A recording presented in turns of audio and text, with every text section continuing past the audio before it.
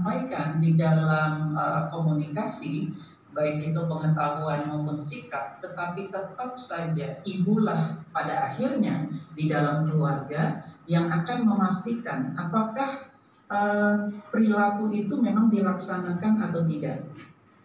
Itu sebabnya mengapa peran dari tim penggerak PKK ini merupakan kolaborator kunci untuk menilai keberhasilan apakah seseorang memang terjadi perubahan perilaku atau tidak. Karena sesungguhnya Indonesia kuat itu berasal dari keluarga yang sehat. Di sini juga kita bekerja sama dengan para kolaborator yang memungkinkan untuk kegiatan tersebut.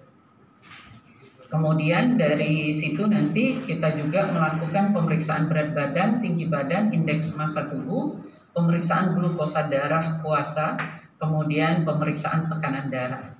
Sehingga kita berharap dengan program pandemi COVID ini tidak hanya kita berbicara dari aspek perilaku untuk tidak terinfeksi COVID-19, tetapi kita lebih ke arah bagaimana penyakitnya dalam jangka panjang.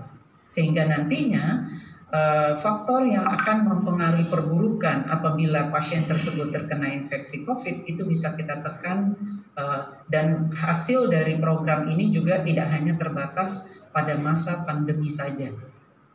Jadi tujuan utama kita justru nantinya ini adalah long term untuk jangka panjang bagi pasien-pasien tersebut. Nah, kemudian untuk keluaran ketujuh tentu saja dengan apa yang kami sampaikan tadi, itu juga kita akan melakukan peningkatan kapasitas SDM, yaitu para kader, kemudian Persadia, para persatuan penderita diabetes, kemudian tentu saja tim penggerak PKK. Jadi ini adalah nanti bagaimana tim ataupun para kader untuk melakukan penilaian perilaku bagi pasien-pasien itu di tingkat rumah tangga. Ya, jadi ini kita memang langsung ke unit terkecil yaitu keluarga. Kemudian peningkatan kapasitas kita berikutnya itu adalah kita melakukan knowledge sharing dalam bentuk virtual medical group atau VMG sebagai media kolaborasi berbagi pengetahuan para dokter di layanan primer seperti puskesmas, klinik, dan dokter praktek perorangan dengan layanan rujukan atau rumah sakit dalam bentuk temu pakar, studi kasus, dan lain-lain. Kita harapkan nantinya dengan virtual medical group ini akan terbentuk chemistry atau sambung rasa antara dokter di layanan primer dengan dokter di layanan rujukan. Sehingga jangka panjangnya tidak hanya terkait dengan COVID, tidak hanya terkait dengan diabetes dan hipertensi, tetapi kolaborasi ini akan menjadi satu habit, akan menjadi satu kolaborasi yang benar-benar akan terbangun antara layanan primer dengan layanan rujukan.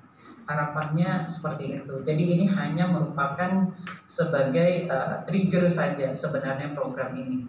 Nah, data kegiatan PMG itu indikator kita adalah persentase survei kepuasan peserta, kemudian persentase peningkatan kualitas layanan pada kelompok komorbid dan tuberkulosis.